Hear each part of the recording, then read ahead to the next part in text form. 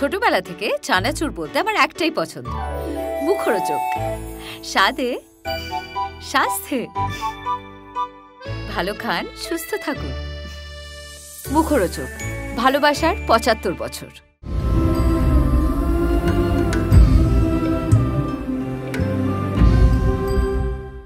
একটা পতিতালয়ের মেয়ে, একটা বিক্রি হয়ে যাওয়া মেয়ে, তার নামে কিভাবে একটা থিয়েটার হয়, এটা যদি আমি ভালো করে না করতে পারি তাহলে আমার মনে হচ্ছে যে আমার বাড়ির তলায় লোকেরা পুতুল জ্বালাবে আমার। আমি না প্রতিটা দেয়াল ছুঁয়ে ছুঁয়ে ছুঁয়ে ছুঁয়ে দেখেছিলাম এবং আমি সেদিকে কাঁদছিলাম। গোটা স্টুডিওটা একদম ঠিক আছে, শুধু যেইটুকু জায়গায় বিনোদিনী সেট লেগেছিল ঠিক সেইটুকু জায়গা ওই স্টুডিওতে আগুন।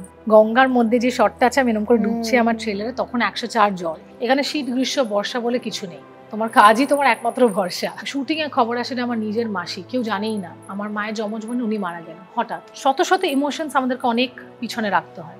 আমি কোনোদিনও কোনো ছবি নিয়ে দেবীর কাছে যাইনি, লোকেরা যা বলে সেটা তাদের ব্যাপার। ও মা তুমি? আলাম যে হ্যাঁ কেন, আমি তো ছবির নায়িকা। বলছে না, কোনোদিনও কোনো নায়িকা তো এখানে আসে না, শুধু নায়করাই আসে। যে লড়াইটা বিনোদিনীর ছিল ১৮৭০-এ ১৮৮০-তে, সেই লড়াইটা আজকে একটা রুক্মিণীরও হচ্ছে ২০১৯-এ ২০২০-তে দাঁড়িয়ে।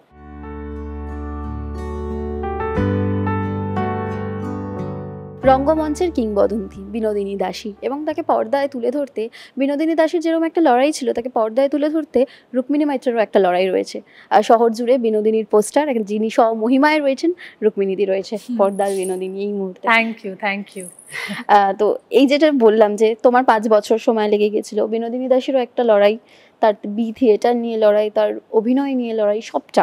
প্রথম যখন তুমি স্ক্রিপ্ট পেলে এবং বিনোদিনীকে জানতে শুরু করেছিলে, একজন নারী হিসেবে তোমার মননে কি কি ছুঁয়ে ছুঁয়ে গেছে বিনোদিনীর কথা? প্রথমে যখন বিনোদিনীর কথা আমি জানতাম স্ক্রিপ্টটা পাওয়ার আগে, তখন খুব গর্ববোধ হতো যে বাংলার একটা মেয়ে, এত সেলিব্রেটেড একজন, মানে সেই সময়কার যদি সুপারস্টার নায়িকা, তখন তো সিনেমা হতো না, থিয়েটারে এরকম একজন সুপারস্টার নায়িকা। এবং এটাও জানতাম যে ওনার সঙ্গে আমাদের স্টার থিয়েটারের একটা কোনো লিঙ্ক আছে, কিন্তু অ্যাকচুয়ালি কী হয়েছিল সেই ঘটনাটা কিন্তু আমিও জানতাম না। এবং যেই খুশিটা ছিল একজন নারী হিসাবে যে এরকম একটা আইকনিক একজন লেজেন্ডারি অভিনেত্রী, যেদিনকে ওনার গোটা গল্পটা জানতে পারি তখন খুব খুব দুঃখ পাই, মানে একটা আঘাতের মতোই, মানে একটা নারী হয়ে যেন অপমানিত বোধ করি আমি সেই মুহূর্ততেই। কারণ এটা তো কারোর সাথে হওয়া উচিত না, যেটা ওনার সঙ্গে হয়েছে। ওনাকে বলা হয়েছে যে বলিদানের নামে যে ওনাকে বলি দেওয়া হয়েছে, বা একটা থিয়েটার তাকে বললো, সে যখন তার স্টারডমের মধ্য গগনে, তখন তাকে বলছে যে থিয়েটার বিক্রি হয়ে যাচ্ছে, এবং একজন অবাঙালি ব্যবসায়ী এসে বলছে যে আমি থিয়েটার বানিয়ে দেবো, যেটা স্টার থিয়েটার, এবং বিনোদিনীকে আমার হয়ে থাকতে হবে। তো তাকে সে অর্থে তো বিক্রি করে দেওয়া হয়েছিল ৫০,০০০ টাকার কারণে, এবং সেখানে তার গুরু নিজেই তাকে বলে, এবং সে আমাদের ট্রেলারেও আছে যে যে জায়গা থেকে সে পালিয়ে এসেছে সেই নরকেই আবার তার নিজের গুরুই তাকে ফেলে দেয়, এবং বলে যে এই সব কিছুর বিপরীতে তোকে একটা থিয়েটার দেওয়া হবে তোর নামে, বি থিয়েটার। এবং শেষমেশ যখন সবটাই করলো শুধু থিয়েটারের জন্য, তখন নিজের নামটা দেখতে গিয়ে দেখে যে না, সেই সময়কার পুরুষরাই বলছে যে না, একটা পতিতালয়ের মেয়ে, একটা বিক্রি হয়ে যাওয়া মেয়ে, তার নামে কিভাবে একটা থিয়েটার হয়, যার টাকায় যার বলিদানে করা হলো তাকেই। তো এত বড় অন্যায়, এত বড় অপরাধ, আমার মনে হয় শুধু আমি আজকে অভিনেত্রী হই না, যে কোনো মেয়ে, যে কোনো নারী, আর এটা কেন শুধু নারী আর মেয়েতে সীমাবদ্ধ থাকবে, যে কোনো মানুষ এত বড় অন্যায় মেনে নিতে পারবে না। তো সেই মুহূর্তটা না খুব একটা স্তম্ভিত হয়ে যাওয়ার মুহূর্ত ছিল, যে এত বড় একটা জিনিস হয়ে গেছে আমাদের ইতিহাসে, এবং সেই ইতিহাসটাকে আমরা কেউ রেকটিফাই করছি না। যেখানে বাংলায় আমরা মেয়েদের পুজো করি, মায়ের পুজো করি, বাংলায় এত বড় একটা অন্যায় হয়ে গেছে একটা মেয়ের, তখন তো সে নারীও না, মানে সে ২২, ২৩, ২৪ বছর বয়স, মানে সে অর্থে বলতে গেলে বাচ্চা মেয়ে, এমন কিছু বয়স তো তার না। তাকে কত কিছু তখন মানে ঝড় বয়ে গেছে তার জীবনে। এবং আমরা ভাবি না যে মানে হিরো হিরোইনের জীবনটা সবসময় খুব গ্ল্যামারাস, খুব সুন্দর। আমিও ভাবতাম বিনোদিনীর জীবনটা কত গ্ল্যামারাস, কত ভালো, মানে প্রথম সুপারস্টার, কি রমরমে ব্যাপার। দেখলাম যে না, এই পুরো এই এতগুলো রঙের আড়ালে সত্যি অনেকটা দুঃখ লুকিয়ে আছে, সত্যি অনেকটা আঘাত লুকিয়ে আছে, অনেক বড় একটা বিশ্বাসঘাতকতা লুকিয়ে আছে। যাদেরকে সে ভরসা করেছে বারবার তার থেকেই আঘাত। সেই সবটা মিলে obviously it's a very strong, powerful, moving story. এবং এত বড় একটা দায়িত্ব যে নিজের কাঁধে নিয়ে বইতে হবে, সেইটা নিয়ে আমি রেডি ছিলাম না, বাট তারপরে তো প্রস্তুতি নিতেই হয়। তোমার কথা রেস ধরেই আমি আসি, তুমি যেটা বললে যে অভিনেত্রীর জীবনটা আমরা অন্যরকম ভাবে দেখি। সত্যি আমরা পর্দার বাইরে যারা দেখি তারা সত্যি ভাবি যে সত্যি খুব গ্ল্যামার লাইফ, তারা প্রচুর ভালো আছে এবং লাইট সবসময় স্পটলাইটের মধ্যে আছে। তো তুমি যখন অভিনেত্রী হলে এবং এই ইন্ডাস্ট্রিতে আসলে, তুমি মডেলিং করছো, সেটা অন্য ইন্ডাস্ট্রি ছিল, তোমার কি মনে হয়েছিল পর্দার বাইরে থেকে জীবনটাকে দেখি এবং যখন আস্তে আস্তে রুক্মিণী মৈত্রা হয়ে উঠলে? দেখো, যেহেতু অত ছোট বয়স থেকে মডেলিং এর সঙ্গে যুক্ত, সো এই গ্ল্যামার ইন্ডাস্ট্রির কথাটা আমি খুব ছোটবেলায় সেটার জন্য প্রস্তুত হয়ে গেছিলাম। আমি জানতাম যে এখানে শীত গ্রীষ্ম বর্ষা বলে কিছু নেই, তোমার কাজই তোমার একমাত্র ভরসা, সেটাই তাই। এবং এটাও সব থেকে বড় সত্যি, যখন আমরা ইন্টারভিউতে বসে বলি, ধরো কানহা গানটা, ওটা কিন্তু আমাদের একটা পুরো 5.5 না 5 মিনিট 50 সেকেন্ডের গান, পুরোটাই ওয়ান টেকে তোলা, বারবার শুধু ক্যামেরা অ্যাঙ্গেল চেঞ্জ হতো আর আমি নাচতাম পুরো গানটা, 6 মিনিটের গান। এবং সেই সময় কিন্তু তার 1 মাস আগে আমার পা ভেঙেছে। এবার যখন আমার পা ভাঙে, আমি 1 সপ্তাহ সার্জারি হয়েছে আমার পায়ে, এবং 1 সপ্তাহের মাথায় আমার টিচারকে ডেকে বলতাম আমাকে নাচ শেখাও, আমি পাটা তুলে রাখবো কিন্তু আমি নাচ শেখাও। বলছে কীভাবে নাচবো? আমি বললাম যে আমাকে এক্সপ্রেশনস শেখাও, আমাকে হ্যান্ড মুভমেন্টস শেখাও, যাতে আমার শরীর থেকে নাচটা না বেরোয়, কারণ আমি ক্লাসিক্যালি ট্রেন্ড ছিলাম না। এবং যখন আমি গানটাও করছি, যখন আমি যে রাউন্ডসগুলো চক্করগুলো নিচ্ছি, তখন আমাকে দুটো পায়ে নি ব্রেস পরা, পুরো গানটাই আমার নি ক্যাপ পরা, কিন্তু এইগুলো কেউ জানবে না। এগুলো আমার বলার কথা, মানে বললে বরঞ্চ লোকেরা আবার 10টা জিনিস লিখবে, মানে অনেক কিছু। 104 জ্বর নিয়ে শ্যুট করছি, বৃষ্টির সিন হচ্ছে, ঠান্ডা কনকনে জল গায়ে ঢালছি ভেজার জন্য, মানে আমার টিম খুব সতর্ক হয়ে স্প্রে করছে, কিন্তু তারপরে আমি দেখলাম যে কিছুই হচ্ছে না তাতে, তখন আমি পুরো বালতিতে একটা ঠান্ডা জল নিয়ে ঢালছি, তখন 103 জ্বর। এটাও হয়েছে। সারাদিন শ্যুট করে যখন বাড়িতে ফিরেছি 3টের সময় স্নান করতে, তখন দেখছি সেনকে কলে জল আসছে না। আমি ভাবতেও পারছি রোজ কলে জল আসে, আজকে রাত্রিরটাই কেন না। তখন না ওই মুহূর্তটা না আমি কাউকে যদি বলি খুব বোকা বোকা ভাববে যে আরে কলে জল নেই স্নান করতে, কিন্তু এই যে সারাদিন ভিজে এসে ঠান্ডা জলে জ্বর নিয়ে একটু যে গরম জলে স্নানটা করব, নিয়ে ঘুমানোরও সময় নেই। ভোর 5টার সময় আমি ডিনার খেয়েছি ঠান্ডা কনকনে, কারণ বাড়িতে সবাই ঘুমাচ্ছে আর গরম করার কেউ লোক নেই, বা আমার নিজের তখন যাওয়ার আর সাহস নেই, কারণ ভিজে আছি সেই অবস্থায়। ওই ভেজা অবস্থায় খাবারটা খেয়ে তখন একটু জল আসে, ঠান্ডা জলে স্নান করে তারপর আবার 15 মিনিট শুয়ে আবার বেরিয়ে যাওয়া। তো এই জীবনটা না ম্যাটার করে না। আমি কিছুদিন আগে একটা শ্যুট করছিলাম, শ্যুটিংয়ে খবর আসে যে আমার নিজের মাসি, কেউ জানেই না, আমার মায়ের যমজ বোন, উনি মারা গেলেন হঠাৎ। আমি যেতে পারলাম না, কিন্তু আমি 1:30 অবধি শ্যুটিংয়েই ছিলাম, কারণ ডে লাইটে শ্যুট, বেরোনোর জায়গা নেই। সো বহু জিনিস বয়ে যায় আমাদের এই গ্ল্যামারাস লাইফের বিপরীতে।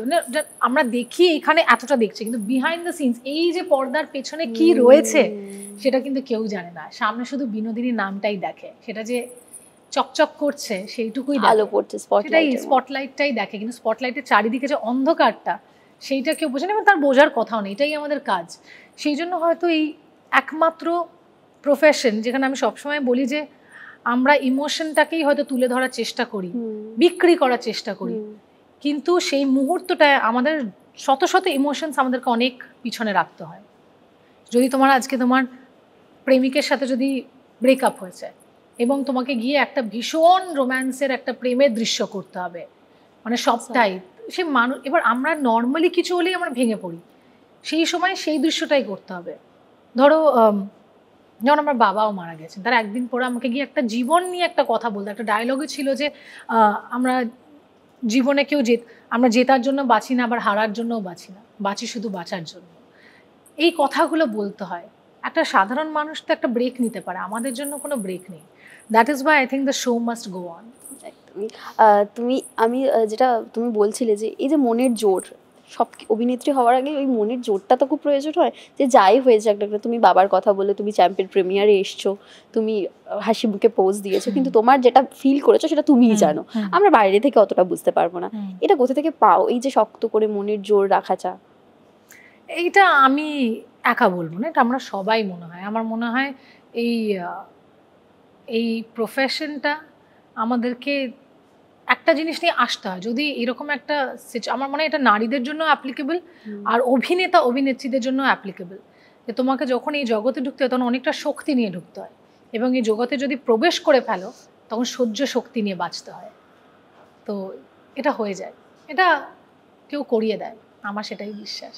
বিনোদিনী হয়ে যখন প্রথম দিন শর্ট দিচ্ছ, ফ্লোরে গেল তোমার কাজ, এতদিনের অপেক্ষা, কি বলবে প্রথম দিনটা? স্বপ্ন পূরণ ছিল, কিন্তু আমি ভাবলাম যে আমি এত বড় আস্পর্ধটা কেন করলাম। তুমি বিশ্বাস করবে না, আমার আগের দিন রাত্রির বেলা প্যানিক অ্যাটাকে আমি না রোজ 1.5 মাস ধরে সকালবেলা উঠতাম, ব্রেকফাস্ট খেতাম, নিয়ে অ্যাক্টিং ওয়ার্কশপ করতাম, দুপুরবেলা জাস্ট 0.5 ঘন্টার জন্য বাড়িতে গিয়ে শুধু লাঞ্চটা করতাম, নিয়ে তারপর আবার নাচের ক্লাসে চলে যেতাম। আবার আমি সন্ধ্যাবেলা গিয়ে আবার পারলে অ্যাক্টিং ওয়ার্কশপ যেতাম। মানে আমি সারাদিন সকাল 10টা থেকে রাত্রি 10টায় ঠিক কলেজের মতো মনে হতো। কলেজ যেতাম, তারপর আমি যখন আমার MBA এর জন্য প্রিপেয়ার করছি, CATর জন্য কলেজ শেষ করে 4:30টার জন্য সেটাই যেতাম, 10:30টার সময় বাড়ি ফিরতাম। ঠিক সেই স্টুডেন্ট লাইফে ফিরে গেছিলাম। এবং আমার মনে আছে এখনও যে আমি আমার ক্লাস থেকে বেরিয়ে, যেদিনকে শুটিং শুরু হবে, ক্লাস থেকে বেরিয়ে জাস্ট গাড়িতে বসেছি, আমার যে ড্রাইভার সে গাড়িটা চালাচ্ছে, এবং আমি এমন করে শুয়ে পড়ি। আমি না আমার সামনের এসিটাকে বন্ধ করে দিই, আমি না থরথর করে কাঁপছি, আমার প্যানিক অ্যাটাকে জ্বর চলে এসছে যে কাল থেকে বিনোদিনী আমি করতে শুরু করবো, এটাকে যদি আমি ভালো করে না করতে পারি তাহলে আমার মনে হচ্ছে যে আমার বাড়ির তলায় লোকেরা পুতুল জ্বালাবে আমার, মানে এইরকম একটা আমার এতটা প্রেশার হয়ে গেছিলো। এবং আমরা সেটেও যাই, সেদিনকে আমার জ্বর। আমার অফিসেরই একজন সায়ন্তন, সে আমাকে বলছিল যে এই প্রমোশন শুরু হওয়ার আগে আবার আমার জ্বর। তখন দিদি তোমার বিনোদিনী হলে এত জ্বর হয় কেন? বললাম যে আমি সত্যি জানি না, আমার কী যে টেনশন, কী যে প্রেশার আমার ফিল হয় সত্যি, বিকজ এটা একটা বিশাল বড় চরিত্র, এটা একটা আইকনিক চরিত্র, এটা লেজেন্ড। তার ছবি, তার কথা, তার গল্প দর্শকের কাছে নিয়ে যাওয়া, এবং সেইটাকে আমাকে কিন্তু আমি আর কারোর 100% জানি না, আর কোনো অভিনেত্রী হলে জানি না, কিন্তু আমাকে আমার অ্যাকশন আমার 500%টা দিতে হয়েছে, এবং আমি সেটা দিয়েছি, দেবার চেষ্টা করেছি। সেইটা যাতে কোনো মতে খারাপ না করি, সেইটার একটা টেনশন তো বিশাল বড় ছিল আমার, মানে আমি খুব খুব নার্ভাস ছিলাম। আচ্ছা, যখন বিনোদিনী স্ক্রিপ্ট নিয়ে লড়াই চলছে, প্রডিউসার পাওয়া, কে প্রডিউস করবে, এবং ফাইনালি ফ্লোরে যাওয়া, এই যে রিফিউজডগুলো, রিজেকশনগুলো কীভাবে অ্যাকসেপ্ট করেছো? চাপ পড়েছে মনের উপর? খুব কষ্ট হয়েছে, প্রচণ্ড কষ্ট হয়েছে, মিথ্যে কথা বলে লাভ হবে না। তখন এটাই মনে হয়েছে যে যে লড়াইটা বিনোদিনীর ছিল 1870-এ 1880-তে, সেই লড়াইটা আজকে একটা রুক্মিণীরও হচ্ছে 2019-এ 2020-তে দাঁড়িয়ে, শুধু সালটুকুই চেঞ্জ হয়েছে। নারীদের জায়গা সেরকম অর্থে কিন্তু খুব বেশি যে বদলেছে বলে আমার মনে হয় না। একটা হিরোর একটা প্রডিউসার পেতে এতটা কষ্ট না, 5 বছর লেগে যায় না একটা প্রডিউসার পেতে, কিন্তু একটা হিরোইনের হয়ে যায় যদি আমি একটা হিরোর বাজেটে আস্পর্ধাটা দেখা একটা ছবি করার জন্য। আমি চাইলেই বিনোদিনী অনেক ছোট করে করতে পারতাম, কিন্তু বিনোদিনীর লাইফটাই এত বড় যে সেইটাকে আমি কোনো মাপে কম দেখাতে পারি না। সেটাই আমার ভিশন ছিল। রামকুমার মুখার্জি যখন আমাকে বম্বে থেকে ফোন করেছেন 2019-এ, উনি আমাকে এই স্বপ্নটা ওনার ছিল, কিন্তু আমাকে দেখিয়েছেন, আমাকে বিশ্বাস করিয়েছেন, এবং বলেছেন যে আমি এমন ক্যানভাসে পিরিয়ডিকটা করবো যেটা আগে কেউ কোনোদিনও তুলে ধরেনি বাংলার বুকে, এবং একটা হিরোইনকে নিয়ে, হিরোকে নিয়ে না। এই হিরোইনই তুমি, রুক্মিণী কিন্তু আমার হিরো, আর কেউ না। যতবার জিজ্ঞেস করো তোমার ধরো প্রডিউসারের কাছে গেছে, হ্যাঁ ঠিক আছে এতটা বাজেট লাগবে, এই লাগবে, হিরোকে বলছে রুক্মিণী।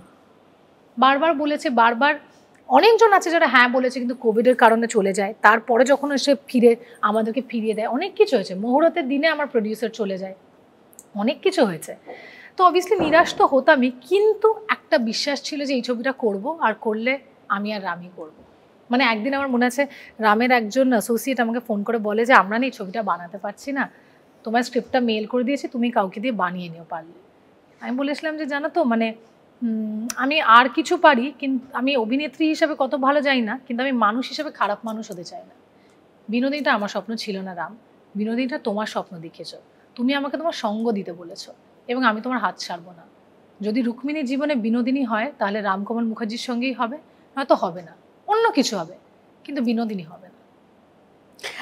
তোমার এটা কখনো ব্যাক অফ দ্য মাইন্ডে মনে হয়েছে যে দেবদা এগিয়ে না আসলে বিনোদিনী হতো না?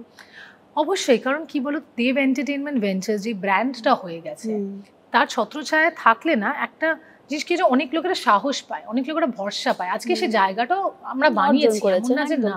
আজকে অনেক কটা ছবি আমিও প্রডিউস করেছি দেব এন্টারটেইনমেন্ট ভেঞ্চার্সের সঙ্গে, এবং প্রথম দিন থেকে যুক্ত। এবং দেবের আশায় কি হয় বলতো, একটা ভরসার হাত এগিয়ে আসে। এবং আমার মনে আছে আমি কিন্তু ওকে বলিনি যে আমি বিনোদিনী করছি। আমি 2019-এ আমার পোস্টার শ্যুট হয়ে গেছে, পোস্টার হয়ে গেছে, প্রডিউসার এসেছে, প্রডিউসার পালিয়ে গেছে, প্রডিউসার এসেছে, প্রডিউসার না বলে দিয়েছে, অনেক কিছু হয়েছে। 2022-এর শেষে গিয়ে আমি দেবকে আমার শ্রী চৈতন্য মহাপ্রভুর পোস্টারটা দেখাই, বলে আমি এটা আমি করছিলাম, কিন্তু এটা হচ্ছে না, তোমায় বলিনি কোনো দিন যে আমি ছবিটা করছি বা শ্যুটটা করেছি। বলে কখন করেছো, কবে করেছো? আমি কাউকেই বলিনি, মাও জানে না। তখন তুমি এটা আমায় একবারও বললে না? আই সেড না, বিকজ আমি চাইনি যে, আমি কোনোদিনই ওকে কোনো ছবি নিয়ে বলিনি। লোকেরা যা বলে সেটা তাদের ব্যাপার, কিন্তু প্রতিবার আমাকে আমার ডিরেক্টররা বলেছে ছবি করতে, এবং আমি কোনোদিনও কোনো ছবি নিয়ে দেবের কাছে যাইনি। এবং আমি সেটাই বললাম যে আমি তোমার কাছে আসতেই চাইনি এটা নিয়ে। তখন ও বললো যে এইরকম একটা প্রজেক্টে তো আমি যুক্ত হতে চাইবো, আমি চাই এটাই আমি করি, অ্যাটলিস্ট যদি তোমাদের কিছু হয়। এবং তার আসার পরে ভগবানের আশীর্বাদের মতো, যেটা বলে একটা ভরসার হাত যদি সঙ্গে থাকে, ভগবান আর একটা হাত বাড়িয়ে দেয়। প্রতীক চক্রবর্তী এলো প্রমোদ ফিল্মস থেকে, এবং সে বলে যে আমি আছি, চলো আমরা এটা করি, প্রফিট লস যা হবে হবে, কিন্তু আমরা করি। কিন্তু যেই ভিশনটা প্রমিস করছো, যেটা আমরা আমাদের গান কানহা বা আমাদের ট্রেলারের মাধ্যমে সবাইকে দেখিয়েছি, বলে সেইটাই কোনো কম্প্রোমাইজ হওয়া উচিত না। তাহলেই করবে বিনোদিনী, নয়তো করো না। এবং তারপরেই পথ চলা শুরু। সুদীপ্তাদি তোমাকে ট্রেন করেছে বিনোদিনীর জন্য, এবং সুদীপ্তাদি পর্দার না হলেও মঞ্চের বিনোদিনী, বিনোদিনী থিয়েটারে খুব সফলভাবে চলে। তো সেই জায়গাটা একটু বলো। যে আমার খুব অসাধারণ একটা স্টোরি আছে, বিকজ আমি সুদীপ্তাদির কাছে এমনিতেই তার আগে থেকে যেতাম। মানে আমি যখন একটু ফাঁক পাই, আমি কোথাও না কোথাও গিয়ে একটা ওয়ার্কশপ করি, তো আমি সুদীপ্তাদির সঙ্গে শুরু করেছিলাম। এবং তার 1 মাসের মাথাতেই বিনোদিনী লকড হয়ে যায়, এবং রাম আমার কাছে বিনোদিনী নিয়ে আসে যে এবার আমরা ছবিটা করব। এবং তখন আমি সুদীপ্তাদির সঙ্গে ক্লাসেস শুরু করি, আর তার কিছুদিন পরেই হঠাৎ সুদীপ্তাদি জানায় যে সুদীপ্তাদিও বিনোদিনী করছে। আল্লাহ যাই বলে হ্যাঁ, ওনাকে একজন ডিরেক্টর বলছেন, তো মানে স্টেজে আল্লাহ যে বাহ, খুব ভালো। তো আমাদের যাত্রাটা অলমোস্ট, মানে আমার একটু আগে সুদীপ্তাদির একটু পরে, ওরকম করে আমাদের যাত্রাটা শুরু হয়। এবং মানে আমরা দুজনে খুব কানেক্ট করি এইটা নিয়ে। আমার এখনও মনে আছে, যখন আমি বিনোদিনী করব প্রথম সুদীপ্তাদিকে বলি, আমাকে সুদীপ্তাদি বলেছিল রুক্মিণী যদি পারিস তাহলে, যদি পারো তাহলে যদি এই স্টার থিয়েটারকে বিনোদিনী থিয়েটার করা যায় তাহলে খুব ভালো হয়, এটা যদি তুমি কোনোভাবে পারো। তো আমি বলছিলাম ঠিক আছে সুদীপ্তাদি, কথা দিলাম, পারবো কি পারবো না জানি না, কিন্তু চেষ্টা করব। এবং আমার মনে আছে, মানে আমি আমাদের মাননীয় মুখ্যমন্ত্রীকে যেদিনকে অ্যানাউন্স হয় তার 2 দিন আগে আমি ওনাকে আমার ইচ্ছা প্রকাশ করি, দিদি আমার নারী হিসাবে না খুব ছোট মনে হচ্ছে যে আমি ওনার নামটা নিয়ে একটা ছবি করছি। আমি খুব ইমোশনাল ছিলাম সেদিনকে, আর আমি ভাবিও নি এটা হয়ে যাবে, বা সিনেমার আগে আমি বলছি হয়তো 141 বছরে হয়নি, তার মানে নিশ্চয়ই এমন কিছু একটা প্রবলেম ছিল যে কারণে এটা হয়ে ওঠে। নিশ্চয়ই কেউ চেষ্টা করছে, নিশ্চয়ই আমার মতো অনেক গভর্নমেন্ট আছে, অনেক সিএম আছে, অনেক লোকজন আছে, অনেক মেয়র্স আছে, কোনো চিঠি গেছে, কিছু গেছে। এটা তো শুধু তো সোশ্যাল মিডিয়ায় লিখলে বা কোথাও গিয়ে বললে সেটা মানে তোমাকে ঠিক জায়গায় কথাটা পৌঁছাতে হবে। এবং অনেক মানুষ, আমি তো খুব ছোট একটা মানুষ, আমি জাস্ট একটা ফিমেল পার্সপেক্টিভ থেকে আমি ওনাকে জানি, নারী হিসেবে আমার মনে একটা নারী মুখ্যমন্ত্রী থাকার সময় এটা যদি হয় তাহলে এটাই হয়তো হওয়ার, ইতিহাস বদলানোর সময়। এবং দিদি ভেরি গ্রেসিয়াসলি আমাকে 4-5 ঘন্টার মাথায় ফোন করে বলে যে আমি এটা বুঝেছি, তুই আমাকে 7 দিন সময় দাও, কাউকে কিছু বলো না, আমি এটা দেখছি। এবং 2 দিনের মাথায় উনি এটা করে দেন। এবং ফাইনালি যখন আমার মনে আছে যখন এটা হয়, আমি তো প্রচণ্ড কেঁদেছিলাম। অ্যান্ড আমি দিদিকে অসংখ্য ধন্যবাদ, এটা একটা নারী হিসাবে, মানুষ হিসাবে ধন্যবাদ, এটা সিএম হিসাবেও বলছেন, জাস্ট মানুষ হিসাবে আই এম সেইং দিস, মানে this should be celebrated. And আমি সুদীপ্তাদিকে একটা মেসেজ করে, সুদীপ্তাদি কথা দিয়েছিলাম যে চেষ্টা করব, কিন্তু তুমি খুশি তো? And all she said, Rukmini আমি তোমাকে কীভাবে যে ধন্যবাদ বললাম আমি জানি না। এলাম কোনো ধন্যবাদ বলো না, শুধু সেলিব্রেট করো, যে কারণ কি এটা একটা বিশাল বড় নারী হিসাবে আমাদের। শি ওয়াজ ভেরি হ্যাপি, যে মানে আমাকে পুরো লিখে পাঠিয়েছে যে এতটা খুশি যে স্টার থিয়েটার বিনোদিনী থিয়েটার হয়ে গেছে। She was very happy. আচ্ছা, একটু বিনোদিনীর পর্দার পিছনের গল্পটা শুনি। তুমি যখন শ্রী চৈতন্য শ্যুট করছো ওই লুকটাতে, ওই অ্যাটায়ারে, তো শুটিংটা কীরকম হয়েছিল, কী কী এক্সপিরিয়েন্স হয়েছে তোমার? আমাদের মানে খুব অদ্ভুত এক্সপিরিয়েন্স হয়েছে এই ছবির মধ্যে। আমার মনে আছে যেদিনকে আমি শ্রী চৈতন্য লীলা করছি, সেটা আস্তে আস্তে আপনারাও দেখতে পারবেন আশা করছি, আর আশা করছি আপনাদের ভালোও লাগবে, কারণ সেদিনকে খুব ম্যাজিক্যাল একটা ডে ছিল আমার জীবনে এবং আমাদের সেটে সবারই। আর আমার এখনও মনে আছে যে একটা পেন্টিংয়ের মতো ওই গানটাকে শ্যুট করা হয়েছিল, আমরা মাথায় রেখেছিলাম যেন দেখে মনে হয় যেটা একটা আঁকা ছবি, মানে প্রত্যেকটা মুহূর্তের জন্য একটা আমাদের প্ল্যান ছিল যে কোনটা কীরকম লাগবে দেখতে। এবং আমার এখনও মনে হচ্ছে অদ্ভুত জিনিস হয় যে আমরা শুনেছিলাম, বারবার শুনতাম যতবারই সিনেমা শ্যুট করেছি, যে বিনোদিনী যখনই স্টেজে শ্রী চৈতন্য মহাপ্রভু হয়ে অভিনয় করতেন ওনার খুব শরীর খারাপ হতো, উনি এতটাই নিজেকে সমর্পণ করে দিতেন নাকি ওনার খুব জ্বর আসতো, খুব শরীর খারাপ হয়ে যেত। তো আমরা সারাদিন সকাল থেকে ভোর 6টা থেকে রাত্রি 12টা অবধি শ্যুট করেছি, খুব ভালো শ্যুট হয়েছে, দারুণ শ্যুট হয়েছে। আমার মধ্যে শ্যুটের পরে মানে একটা ঘোরে ছিলাম আমরা সবাই, এবং শেষমেশ গিয়ে আমি বাড়ি যাই, বাড়ি ফিরি রাত্রি 12টা নাগাদ। এবং পরের দিনটা রবিবার ছিল আমার মনে আছে, এখনও সেকেন্ড সানডে ছিল পরের দিন, তাই শ্যুটিং ছিল না।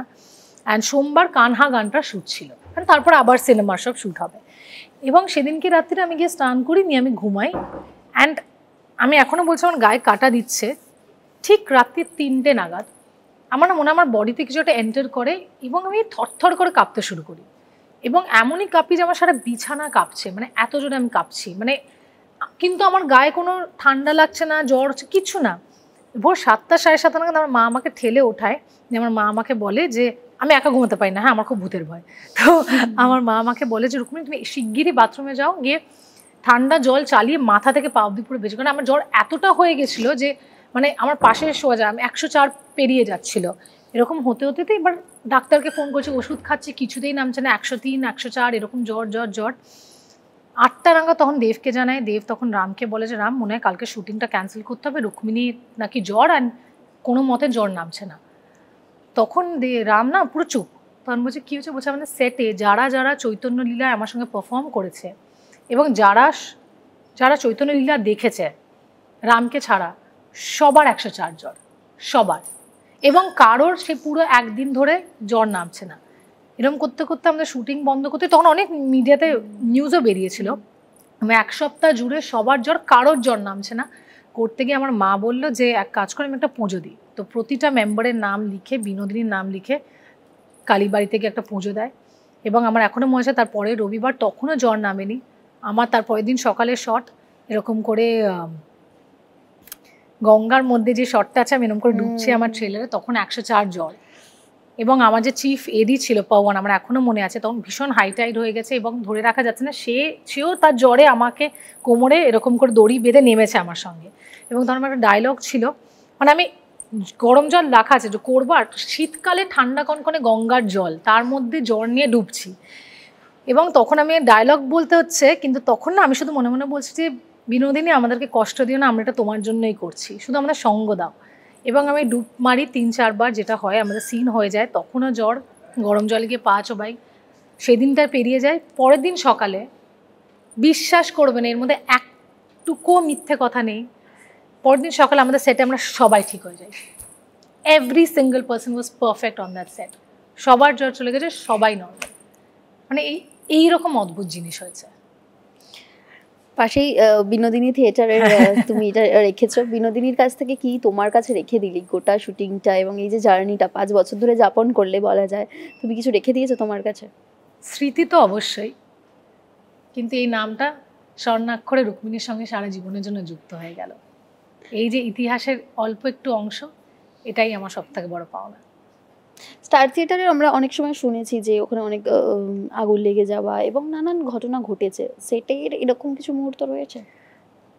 আমি তোমাকে ক্যামেরাটা রোলের আগে বলছিলাম, ভৌতিক ঘটনা ঘটেছে, মানে এই ছবির মাধ্যমে আমাদেরকে সবসময় বলে যে বিনোদিনীর একটা অভিশাপ ছিল যে স্টার থিয়েটার, মানে যেহেতু ওকে এটা থেকে বঞ্চিত করা হয়েছিল যে স্টার থিয়েটারে আগুন লেগে যেত, একবার না দুবার মনে হয় আগুন লেগেছে, তখনই বিডেন স্ট্রিট থেকে তুলে স্টার থিয়েটার হাতিবাগানে করা হয়, যেটা আজকে গিয়ে বিনোদিনী থিয়েটার।